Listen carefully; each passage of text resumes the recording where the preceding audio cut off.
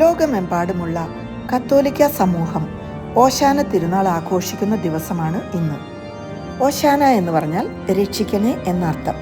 ദരിദ്രരെയും അടിച്ചമർത്തപ്പെട്ടവരെയും ബന്ധിതരെയും അടിമത്തത്തിൽ കഴിയുന്നവരെയും മോചിപ്പിക്കുന്നതിനും രക്ഷിക്കുന്നതിനും ദാവീദിൻ്റെ വംശത്തിലുള്ള ഒരു രക്ഷകൻ വരുമെന്ന് നൂറ്റാണ്ടുകൾക്ക് മുമ്പേ പഴയ നിയമത്തിൽ പ്രവാചകന്മാരിലൂടെ അറിയിച്ചിരുന്നു.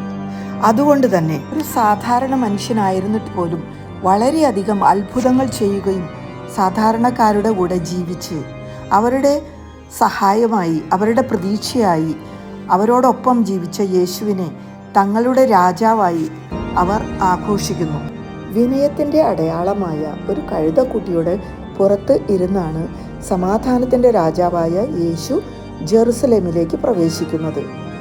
ഈശോയെ എതിരേൽക്കാനായി വഴിയിൽ വസ്ത്രങ്ങളും ചില്ലകളും നിരത്തി ആളുകൾ ഹോശാന ഹോശാന എന്ന് പറഞ്ഞ് എതിരേൽക്കുന്നു. യേശുവിനെ വരവേൽക്കാൻ അന്ന് ആളുകൾ ഉപയോഗിച്ചിരുന്നത് ഒലിവിൻ ചില്ലകളാണ്.